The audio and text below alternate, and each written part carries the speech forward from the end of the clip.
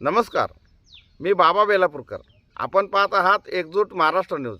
अहिल्यानगर जिल्ह्यातील शेवगाव तालुक्यातील हातगाव येथे सालाबादप्रमाणे यंदाही डॉक्टर बाबासाहेब आंबेडकर जयंती महोत्सव दिनांक 16/5/2026 रोजी साजरा करण्यात आला.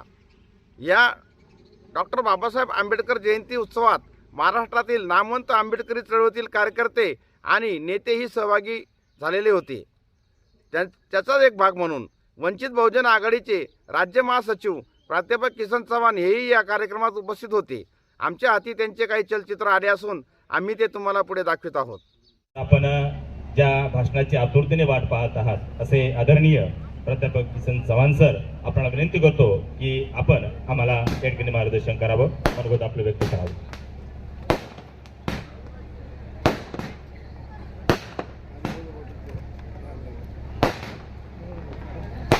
ज्याने ज्याने या देशातील तमाम मानव जातीला गुलामीतून, अज्ञानातून, अंधश्रद्धेतून, दारिद्र्यातून मुक्त केलं, अशा सर्व महापुरुषांना, महान विचारांना आपल्या सर्वांच्या वतीनं विनम्रपणे अभिवादन करतो. आज हातगाव या ठिकाणी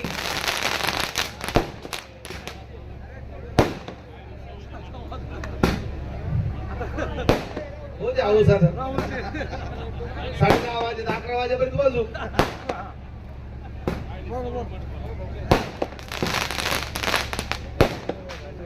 डॉक्टर बाबासाहेब आंबेडकरांच्या आणि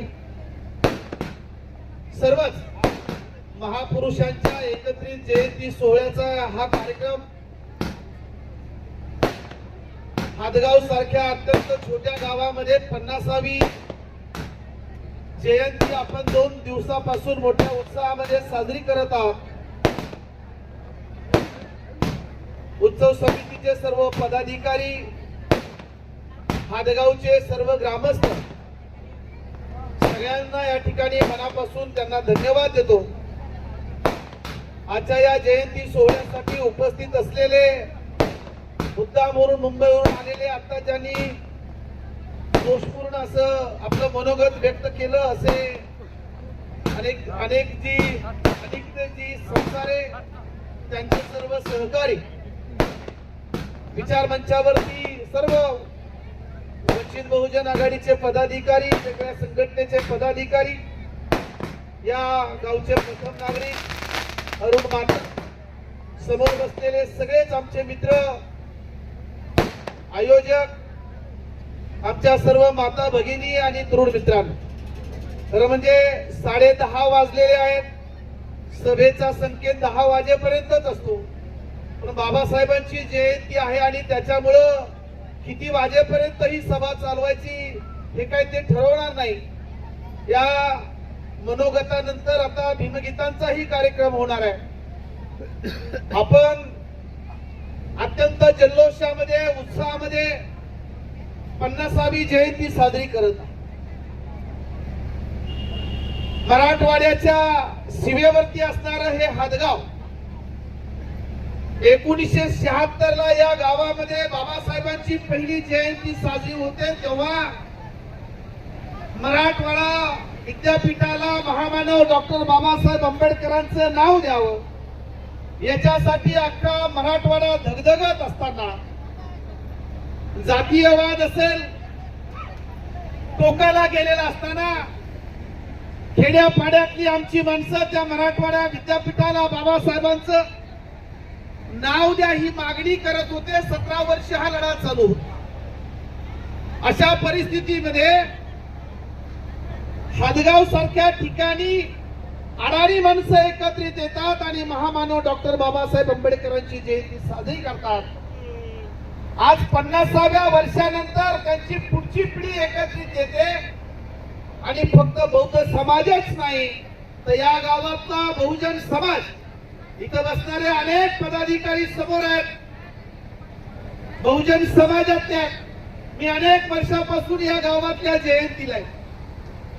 गावातले सगळ्या समाजातले प्रमुख माणसं जयंतीच्या कार्यक्रमाला, ती जयंती 10 वाजता जरी सुरू झाली तरी लोक उपस्थित. आणि म्हणून मित्रांनो, बाबा बाबासाहेब आंबेडकरांच्या अगोदरची परिस्थिती, बाबासाहेबांच्या काळातली परिस्थिती आणि बाबासाहेबांच्या नंतरची परिस्थिती. आमच्या बहिणी आता अनेक गोष्टींचा वाप होतो. इथे सम्राट अशोकांचा फोटो लावला असं म्हटलं गेलं आमच्या मित्रांनी सांगितलं. हा मोठा इतिहास आहे. डॉक्टर बाबासाहेब आंबेडकरांनी या देशामधली जी जाती व्यवस्था होती, जे विषमताधिष्ठित व्यवस्था होती, चातुर्वर्ण्य व्यवस्था होती, ज्या व्यवस्थेनं इथल्या माणसाला माणसासारखी वागणूक दिली नाही, माणसाला जनावरांच्या पातळीवरचं जगणं जगावं लागलं, अशा व्यवस्थेची चिरफाड, अशा व्यवस्थेच्या मुंडक्यावरती पाय देण्याचं काम महामानव डॉक्टर बाबासाहेब आंबेडकरांनी केलं. हजारो वर्षापासूनची जी उतरण होती, जातीची उतरण, ती मोडीत काढण्याचं काम बाबासाहेबांनी केलं. पण बाबासाहेबांनी हे सगळं करत असताना कोणताही हत्यार घेतला नाही, ना सुदर्शन चक्र घेतलं, ना भाला घेतला, ना गदा घेतली, ना शिवधनुष्य घेतलं. बाबासाहेबांनी परदेशामध्ये जाऊन 32 डिग्र्या घेतल्या, या देशामध्ये आले, ज्ञान आणि पेनाच्या आधारावरती या देशातली ही चातुर्वर्ण्य व्यवस्था मोडीत काढली. तथागत भगवान गौतम बुद्धाचा विचार या देशामध्ये होता आणि अख्खा भारत देश हा बुद्धाच्या विचारानं त्या काळामध्ये चालणारा देश. ठिकठिकाणी बुद्धाची विहारं होती, भक्तेजी होते, भिक्खू होते. हा भारत हा बौद्धमय होता. तक्षशिला, नालंदा सारखी विद्यापीठ होती, परंतु त्या काळातल्या वैदिक धर्मीयांनी तथागत भगवान गौतम बुद्धाचा धम्म हा समतेवर आधारलेला आहे. समता सांगतो, न्याय सांगतो, बंधुभाव सांगतो. आणि म्हणून आपल्याला माहिती आहे की भिक्खूंच्या कत्तली केल्या, आपल्याला माहिती आहे की विहारं पाडली गेली, आपल्याला माहिती आहे की बुद्धाचं साहित्य जाळलं गेलं, इथून बुद्ध गायब केला गेला. मित्रांनो, सम्राट अशोक असे राजे होते की या देशामध्ये पहिल्यांदा बुद्धाच्या नंतर धम्मचक्र प्रवर्तन करणारा हा राजा होता. सम्राट अशोक हा राजा होता, धम्मचक्र प्रवर्तन केलं. पुन्हा एकदा तथागत भगवान गौतम बुद्धाचा धम्म या मातीमध्ये आणला आणि नुसता आणलाच नाही, तर आपली मुलगी संघमित्रा आणि मुलगा महेंद्र या दोघांना श्रीलंकेवरनं धम्म प्रसारासाठी पाठवलं. हे दोघ जण धम्म प्रसारासाठी जात होते, त्यांच्या सोबत भंतेजी होते.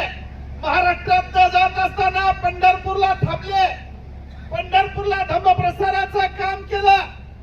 संघमित्रा आणि महेंद्र सम्राट अशोकाची दोन्ही मुलं पुढे निघून गेली आणि दोघांच्या बरोबर असणारा जो एक भंतेजी होता, ज्याचं नाव होतं इट्टीच, तो पंढरपूर मध्ये थांबला. मी जाणीवपूर्वक हा इतिहास सांगतोय, बहुजनांचा इतिहास आहे. हा जागृतीचा विस्तार कायम तेव्हा ठेवा हे महामानव डॉक्टर बाबासाहेब आंबेडकरांनी आम्हाला सांगितलं. आणि म्हणून जयंतीचा कार्यक्रम हा विचाराचा जागर आहे, जागरण गोंधळ नाही.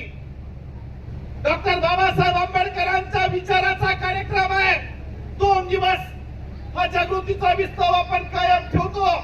इथं 1 दिवस 2 दिवस जयंती साजरी केली किती ऊर्जा घेतो आणि वर्षभर आम्ही त्या व्यवस्थेच्या बरोबर लढत असतो. आणि म्हणून तो जो भंतेजी होता इट्टीचा नावाचा, तो पंढरपूरला थांबला, चंद्रभागेच्या वाळवंटामध्ये थांबायचा आणि धम्म प्रचाराचं काम करायचा. तिथं त्यांनी छोटस विहार बांधलं. नंतर इट्टीचा नावाचा भंतेजी मरण पावला. त्या इट्टीचं पुढे इट्टल झालं, त्या इट्टलचं पुढं विठ्ठल झालं आणि त्या विठ्ठलचं पुढं विठ्ठल झालं. आज पंढरपूरला जे काही विठ्ठल आहे तो दुसरा तिसरा कोणी नाही. तर त्या काळामध्ये सम्राट अशोकाचा जो मुलगा आणि मुलगी महेंद्र आणि संघमित्रा यांच्या बरोबर जो भंतीजी होता विठ्ठल नावाचा, तो विठ्ठल आजही पंढरपूरला आहे. आणि म्हणून खेड्यापाड्यातली माणसं पंढरपूरला एकादशीला जातात, हातामध्ये भगवा पताका असते. कुठून आणलेले बघा ही भगवा पताका, ही हिंदुत्ववाद्यांची भगवा पताका आहे का? आता जे काय हिंदुत्ववाद्यांचं पेव फुटलंय ती भगवी पताका आहे का? अरे त्या वारकऱ्यांकडे वारकरी वार करणारा कुणावरती? जिथं जिथं अन्याय होतो, जिथं जिथं अत्याचार होतो त्यांच्यावरती वार करणारा तो वारकरी. ही भगवी पताका दुसरी तिसरी काही नसून तथागत भगवान गौतम बुद्धाच्या अंगावरचं त्यागाचं प्रतीक असणारं शिवर आहे आणि त्या शिवरचा रंग देखील भगवाच आहे. हा भारत देश बौद्धमय होता. हे तथागत भगवान गौतम बुद्धापासून चालत आलंय. छत्रपती शिवाजी महाराजांच्या हातामध्ये देखील भगवा पताका होती. ही देखील तथागत भगवान गौतम बुद्धाचीच आहे. आणि म्हणून मित्रांनो, 32 डिग्र्या घेणारे महामानव डॉक्टर बाबासाहेब आंबेडकर 7वी नापास असणाऱ्या महात्मा फुलेंना सामाजिक गुरु म्हणतात. आता गुरु शिष्याची परंपरा सांगितली. 7वी नापास महात्मा फुले गुरु मानले. एकाही दिवस शाळेमध्ये न जाणारे कबीर आध्यात्मिक गुरु मानले. एकाही दिवस शाळेमध्ये न गेणारे तथागत सिद्धार्थ गौतम, तथागत भगवान गौतम बुद्ध धार्मिक गुरु मानले. हे नातं आहे. महात्मा फुलेंनी छत्रपती शिवरायांना गुरु मानलं. या देशामधली छत्रपती शिवाजी महाराजांची पहिली जयंती जर कुणी साजरी केली असेल तर ती महात्मा ज्योतिराव फुले 4 दिवस रायगडावरती गेले.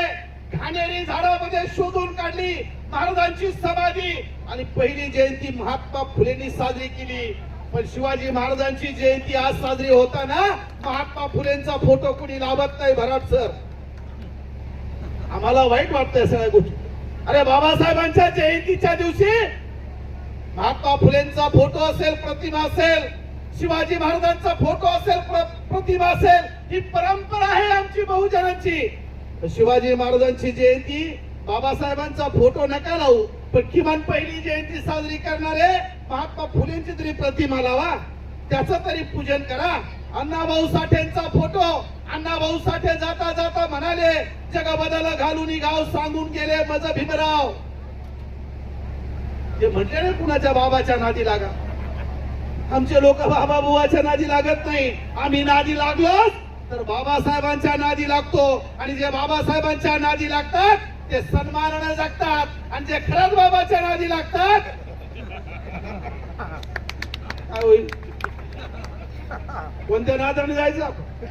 कुणाच्या नादाला लागायचं आपण? अनिकेत भाऊ, बघितलं ना आमच्या भगिनी सगळ्या सन्मानाने बसल्या. आम्हाला बाबासाहेबांनी सन्मानाने जगायला शिकवलं, स्वाभिमानाने जगायला शिकवलं, गुलामासारखं जगायला नाही शिकवलं. गुलामासारखं जगू नका. आणि म्हणून आजच्या जयंतीच्या कार्यक्रमाच्या निमित्तानं ही जयंती म्हणजे आमचं ऑडिट आहे. ऑडिट जसं संस्थेचं ऑडिट होतं तसं आमचं ऑडिट आहे. काय केलं पाहिजे? आमचे गायक फार सुंदर गात होते. अरे बाबासाहेब तर बापाच आहे की आमचा. हो, हे जग जाहीर आहे, छाती फुडून सांगू. पण ज्या बापाने तुमच्या आमच्या सारख्या मुलांवरती काही जबाबदारी टाकली, ती जबाबदारी आपण पेलवणार आहोत की नाही? बाबासाहेबांनी त्या काळामध्ये जे सांगितलंय तो विचार घेऊन पुढे जाणार आहोत की नाही? बाबासाहेबांनी आम्हाला जे मिशन घालून दिलंय त्याच्या दिशेने जाणार आहोत की नाही? आज विधिमंडळामध्ये एससी आणि एसटीचे आमदार आहेत. समाज कल्याणचा सगळा निधी वळवला लाडक्या बहिणीसाठी, आदिवासींचा सगळा निधी वळवला लाडक्या बहिणीसाठी. अरे एक एससीचा आणि एसटीचा आमदार उभा राहून बोलला नाही. मग ते पक्षाचे प्रतिनिधी आहेत की समाजाचे प्रतिनिधी आहेत? सभेला यायचं, बाबासाहेबांचं गुणगान गायचं, बाबासाहेबांच्या बद्दल फेसबुक येईपर्यंत छाती फुटूस्तोवर भाषण करायचं आणि सभागृहामध्ये जाण्यानंतर शेपूट घालून बसायचं. ही बाबासाहेबांची चळवळ नाहीये. बाबासाहेबांची चळवळ रस्त्यावरती उतरून लढणारी चळवळ आहे. बाबासाहेबांची चळवळ अधिकाऱ्यांकडे जाऊन दारात बसून बाप दाखवण्याच्या श्राद्ध घाल गरिबांचे प्रश्न सोडवण्यासाठी ही भूमिका घेणारी चळवळ आहे. आणि म्हणून मित्रांनो, आम्हाला सन्मानाने जगायचं आहे. आज महाराष्ट्राची परिस्थिती काय घेतलेला निर्णय आम्ही इकडे जल्लोष करतोय. हा निर्णय घेतला एससी एसटी ओबीसी प्रवर्गातल्या उमेदवारांना जरी मार्क जास्त पडले तरी खुल्या प्रवर्गात नोकरी मिळणं करता येणार नाही. परवा दिवशी आमच्यामध्ये भांडण लावून दिलंय. अरे बाबासाहेब नसते तर तुमची काय अवस्था झाली असती? आज आरक्षण मागायला लाखोंचे मोर्चे निघतात. महाराष्ट्र बंद होतोय तरी आरक्षण भेटत नाही. बाबासाहेबांकडे कुणी गेला नाही आरक्षण मागायला. तरी देखील बाबासाहेबांनी आरक्षण दिलं. ज्याचा बाप गावामध्ये भीक मागत होता, ज्याचा बाप गावामध्ये पडवडत होता, ज्याचा बाप गावामध्ये गुलामी करत होता, ज्याच्या बापाला गावामध्ये संधी दिली नाही, अरुणराव त्याचं पोरग गावचं सरपंच होत आहे. बाबासाहेबांची किमी आहे. त्या बापाने नसेल विचार केला की माझं पोरग ज्या गावाची मी आकडं फोडतो पाटलाची, त्याच गावचं माझं पोरग सरपंच होईल, त्याच तालुक्याचा पोरग माझा तहसीलदार होईल, त्याच विधानसभेचा आमदार माझा पोरग होईल. कुठून आलंय सगळं? हे बाबासाहेबांच्या मुळे आलेलं आहे. आणि बाबासाहेबांनी फक्त एका जातीला नाही दिलंय. बाबासाहेबांनी इथल्या 3747 ओबीसीच्या जाती आहेत, त्या ओबीसींना आरक्षण बाबासाहेबांनी दिलंय. ओबीसी वाल्याने कधी बाबासाहेबांचा विचार केलाय? ओबीसीच्या आरक्षणावरती खुर्चीवरती जाऊन बसणारा सरपंच घरामध्ये कधी बाबासाहेबांचा फोटो लावलाय? अरे ते आरक्षण, ती खुर्ची, ती सत्ता, तो मान सन्मान, ती प्रतिष्ठा कुणामुळं? फक्त बाबासाहेबांच्या मुळे. नाही तिथल्या ओबीसीला कुणी आरक्षण देत नव्हतं.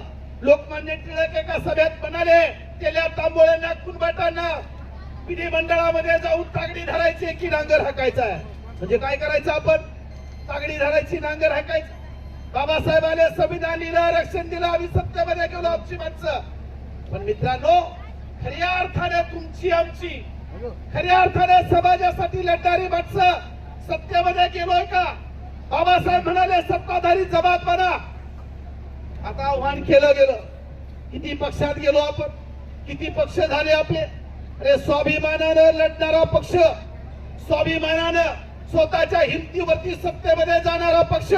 बाबासाहेब म्हणाले होते, जे काय मिळवायचं ते मी सन्मानानं मिळवीन, जे काय मिळवायचं ते मी स्वाभिमानानं मिळवीन, जे काय मला मिळवायचंय कुणाच्या कुबड्या हातामध्ये घेऊन मी मिळवणार नाही. आणि आज या महाराष्ट्रामध्ये चांद्यापासून बांध्यापर्यंत आपल्यावरती अन्याय होतो, अत्याचार होतोय. नोकर भरती नाही, आरक्षण केलंय, सगळ्या योजना बंद झाल्यात. तर आजच्या परिस्थितीला या सरकारच्या विरोधामध्ये कोण भांडतंय आपल्याला माहिती आहे. तालुक्यामध्ये कोण कार्यकर्ते रस्त्यावरती येतात ते आपल्याला माहिती आहे. आणि म्हणून एवढी ताकद आपल्यामध्ये आहे. आपण आतापर्यंतच्या 2 हाताच्या लढाईमध्ये जिंकलो, आपला पराभव कुणी केला नाही. पण मित्रांनो, सत्तेच्या लढाईमध्ये कायम आपला पराभव झालेला आहे. आणि म्हणून या जयंतीच्या कार्यक्रमाच्या निमित्ताने चिंतन केलं पाहिजे. आपण नेहमी बघतो की ग्रामीण भागामध्ये अन्याय अत्याचार होतात आणि कशाची तमा बाळगत नाही. किती गुन्हे दाखल झाले त्याचा विचार करत नाही. पण खेड्यातल्या आमच्या एखाद्या माणसावरती जर अत्याचार झाला तर वंचित बहुजन आघाडीचे कार्यकर्ते रात्रीचा विचार करत नाही. अन्याय करणारा किती धनदानगा आहे, जातदानगा आहे, मोठा आहे त्याचा विचार करत नाही. छातीला छाती लावतो, नजरेला नजर फिरवतो आणि खेड्यातल्या माणसाला न्याय देण्याची भूमिका आमचा वंचितचा कार्यकर्ता करतो. आपण नाही आहोत याचं कारण, त्याचं चिंतन हे आपण करण्याची गरज आहे. आपल्याला गुलाम राहायचंय. बाबासाहेब म्हणाले, गुलामाला गुलामीची जाणीव करून द्या म्हणजे तो बंड करून उठेल. आणि म्हणून जयंतीच्या निमित्ताने मी दुसरं काहीच बोलणार नाही. मी एकच बोलेल की जे बाबासाहेबांनी तुम्हाला आम्हाला शस्त्र दिलेलं आहे, या लोकशाहीच्या राज्यामध्ये तेवढं शस्त्रांना आपण प्रामाणिकपणे वापरलं. सध्याला भांडवलदार सत्तेत बसलेले आहेत, सध्याला ब्राह्मणशाहीचे लोक, मनुवादी विचाराचे लोक सत्तेवरती बसलेले आहेत. बाबासाहेब त्या काळात म्हणाले होते, बहुजनांचे 2 शत्रू आहेत, एक भांडवलदार आणि दुसरा ब्राह्मणशाही. हे 2 जेव्हा हातात हात घालून सत्तेवरती येतील तेव्हा बहुजनांचं वाटोळं झाल्याशिवाय राहणार नाही. आज देशामध्ये आणि राज्यामध्ये 2014 पासून इथला भांडवलदार आणि ब्राह्मणशाही हातात हात घालून सत्तेमध्ये आहेत. आणि म्हणून त्यांच्या मनाप्रमाणे त्यांना वाटेल तसं तुमच्या आमच्या विरोधातले, बहुजनांच्या विरोधातले, मागासवर्गीयांच्या विरोधातले सगळे निर्णय घेतले जातात. आपल्याकडे बोलायला माणसं नाही, सभागृहामध्ये बोलायला माणसं नाही. आणि म्हणून जेव्हा सभागृहामध्ये माणसं नसतील तेव्हा बाबासाहेबांनी दुसरा मार्ग सांगितलाय की सभागृहामधले माणसं जर मुख गिळून गप्प बसले तर रस्त्यावरची लढाई अशी करा, रस्त्यावरती असे उतरा की सभागृह सुद्धा गदागदा हल्लं पाहिजे.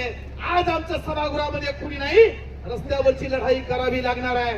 बाबासाहेबांनी तुम्हा आम्हाला जे दिलंय ते हिसकावून घेण्याचं काम हे मनुवादी सरकार करत आहे. राज्यात फडणवीस सरकार करत आहे, देशात मोदी सरकार करत आहे. आम्ही मात्र शांत आहोत. आम्हाला लढावं लागेल. बाबासाहेबांचा तू विचार घेऊन लढावं लागेल. जे करायचं बाबासाहेबांनी केलंय, आम्हाला ते मिशन पूर्ण करावं लागणार. आणि आज जयंतीच्या निमित्तानं बाबासाहेबांचं जे मिशन आहे ते मिशन आपण सर्वजण पूर्ण करूया. बाबासाहेबांनी जे शस्त्र दिलंय ते शस्त्र बोथट होऊ देऊ नका. बाबासाहेबांनी मताचा अधिकार दिला. दादा हो, तुम्हा आम्हाला काही समजत नाही, फुकट मताचा अधिकार मिळालाय. परदेशामध्ये गेलात तर रक्तरंजित क्रांत्या झालेल्या आहेत. मताचा अधिकार मिळवण्यासाठी दक्षिण आफ्रिकेमध्ये नेल्सन मंडेलाला 17 वर्ष जेलमध्ये बसावं लागलं. अमेरिकेमध्ये अब्राहम लिंकनला गोळ्या हाताळावरती घ्यावा लागल्या. तेव्हा तिथल्या काळ्या लोकांना मताचा अधिकार मिळाला. या भारतामध्ये काही न मागता बाबासाहेबांनी तुम्हा आम्हाला उच्चवर्णीयांच्या बरोबरीला आणून दिलंय. गावचा 100 एकर वाला त्याला 1 मतदान करण्याचा अधिकार आणि त्याच्या शेतावरती मजुरी करणारा त्याला देखील 1 मताचा अधिकार. कुणी बाबासाहेबांकडे मागायला गेलं नव्हतं. पण बाबासाहेब जाता जाता म्हणाले होते, हा मताचा अधिकार देतोय, हे दुधारी शस्त्र आहे, हे मीठ मिरची वारी विकू नका, आज चिंतन करा. यांनी जसं वर हात करायला लावले ना, तसे मी पण तुम्हाला एका गोष्टीसाठी वर हात करायला लावणार. आज संकल्प करा, आज प्रतिज्ञा करा. मी स्वतः वागतो, मी स्वतः जगतो बाबासाहेबांचं जीवन. बाबासाहेबांनी घालून दिलेला जो विचार आहे तो माझ्या आयुष्यामध्ये अंगीकृत आणतोय. कितीही नुकसान झालं तरी चालेल, पण बाबासाहेबांच्या विचारापासून तसूभरे बाजूला जात नाही. कितीही मोठा माणूस असला तरी तुम्हाला सगळ्यांना, तालुक्यातल्या कार्यकर्त्याला हे सगळं माहिती आहे. त्यामुळं 15 गुन्हे दाखल आहेत. नोकरीला असणाऱ्या माणसावरती 15 गुन्हा दाखल लोकांच्यासाठी. विचार जो घेतो ना त्याला हत्तीचं बळ येत असतं, हत्तीचं बळ. आणि म्हणून मी स्वतः तसं जगतो. म्हणून मी तुम्हाला आव्हान करणार आहे, किमान इथून पुढच्या काळामध्ये तरी पाठीमागचं द्या सोडून. कारण मतदार विकत घेणारे खूप झालेत. गावातल्या निवडणुकीत मतदार विकत घेतात, तालुक्याच्या निवडणुकीत मतदार विकत घेणार. आज आम्ही प्रतिज्ञा करूया, आज आपण शपथ घेऊया, काही झालं तरी चालेल, मी माझं मत विकणार नाही, अशी प्रतिज्ञा करू शकतो जयंतीच्या निमित्तानं. तयार आहात? नक्की वर हात करून आपलं मत, बाबासाहेबांनी मताचा अधिकार दिलाय, म्हणा मी माझं मत कधी विकणार नाही. म्हणा मी माझं मत कधी विकणार नाही. डॉक्टर बाबासाहेब आंबेडकरांना स्मरून सांगतो की मी माझं मत कधी विकणार नाही. जयंतीच्या दिवशी आपण प्रतिज्ञा घेतली. मित्रांनो, ज्या दिवशी या देशातला आंबेडकरी अनुयायी, आंबेडकरी समाज आपलं मत विकणार नाही, योग्य त्या उमेदवाराला मत देईल, त्या दिवशी या महाराष्ट्रामध्ये परिवर्तन झाल्याशिवाय राहणार नाही. ती तयारी आपण ठेवूया. आज जयंतीच्या निमित्तानं एवढंच बोलतोय. 11 वाजलेले आहेत. पुढचा कार्यक्रम ऐकायचा आहे. तुम्ही जेवलेला आहात, आम्ही अजून जेवलो नाही. रोज जयंतीचा कार्यक्रम आहेत. 6ला बरोबर या सर. 6ला गेलो की 9ला कार्यक्रम सुरू. शेवटी आपण आता बाबासाहेबांच्या चळवळीतले कार्य, किती राग आला तरी बसावंच लागतं. कारण बाबासाहेब आंबेडकरांचं नाव आलं की हत्तीचं बळ येतं, तिथून जाऊशी वाटत नाही. 11 वाजले तरी आपण बसून आहात, आम्ही देखील बसून आहेत. हे फक्त आणि फक्त जगाच्या पाठीवरती महामानव डॉक्टर बाबासाहेब आंबेडकरांनाच, दुसरं कुणालाच नाही. 2 दिवस झालेत, मिरवणूक झाली, सकाळपासून कार्यक्रम आहे, पण तरी देखील तुमच्या चेहऱ्यावरचं जे काही तेज आहे, अजून कार्यक्रम व्हायचा आहे तरी ते जे तेज आहे ते तेज कशाचं आहे? ते तेज आहे महामानव डॉक्टर बाबासाहेब आंबेडकरांच्या जयंतीचं आहे. बाबासाहेबांचं तेज बघा, बाबासाहेबांच्या फोटो मधलं तेज बघा. बाबासाहेब परदेशामध्ये होते, परदेशामध्ये असताना बाबासाहेबांचं तेज, बाबासाहेबांच्या अवतीभोवती सुंदर मुली फिरायच्या. आज आमचे जे पोट्टे फिरतात ना पुरींच्या माग, तिथं बाबासाहेबांच्या माग फिरायच्या विद्यापीठामध्ये. का? बाबासाहेबांचं तेज. पण बाबासाहेब तसूभरही ढळले नाही, विचलित झाले नाही, व्यसन केलं नाही, कोणत्याच लावण्यवती पुरीकडे पाहिलं नाही. का बाबासाहेबांना मन नव्हतं? मन होतं, पण बाबासाहेब त्या क्षणाला विचार करत होते, मी याच्यात जर गुंतलो, मी व्यसन केलं, या गोऱ्या गुमती पुरीच्या मागे. कारण परदेशातल्या पुरी कशा असतात? आपल्यासारख्या असतात का? आपण काळे मेंद्रे, आपला बाप काळा, आपली आई काळी, आपण काळी, आपली माती काळी, आपला विठ्ठल काळा, आपण सगळेच काळे. पण परदेशामधल्या पुरी कशा असतील? गोऱ्या गोमट्या. बाबासाहेबांच्या अवतीभोवती फिरायच्या, बाबासाहेब विचार करायचे. मी हिच्या नादाला लागलो तर साता समुद्राच्या पलीकडे भारत देशामध्ये माझा कोट्यावधी समाज आहे जो जनावरांच्या पातळीवरती जगतो. मी जर इथं मजाक करत बसलो, व्यसन करत बसलो, आईश करत बसलो, चैन करत बसलो तर त्या माझ्या समाजाचं काय होईल? तुमचा आमचा विचार केला म्हणून बाबासाहेबांनी ते सगळं लाथाडलं. आपण देखील बाबासाहेबांचा तोच विचार घेऊन स्वतःसाठी जगता जगता समाज उद्धारासाठी जगा, समाजासाठी जगा, समाजाच्या कामी या. तरच बाबासाहेबांचं स्वप्न पूर्ण होईल, तरच जय भीम म्हणण्यात अर्थ आहे. नाहीतर जय भीम म्हणा, हा मी पुढचं काय बोलत नाही. कुणाच्या तरी वाड्यावर जायचं, कारखान्यावर जायचं, जय भीम घालायचं, परत यायचं, गाव दावणीला बांधायचं, समाज दावणीला बांधायचा, विकायचा, दलाल्या करायच्या, एजंटगिरी करायची, बडवेगिरी करायची. मला असं वाटतं की ते बंद केलं पाहिजे. पुन्हा एक बाबासाहेबांचा जो विचार आहे तो विचार घेऊन पुन्हा फिनिक्स पक्षाप्रमाणे या ठिकाणी भरारी घेऊया. त्याच्यासाठी हदगावकरांना आणि तरुण कार्यकर्त्यांना मनापासून खूप खूप शुभेच्छा देतो. थांबतो. जय भीम, जय संविधान, जय शिवराय. तुर्तास एवढेच. भेटूया पुढच्या बातमीपत्रात. जय हिंद, जय महाराष्ट्र.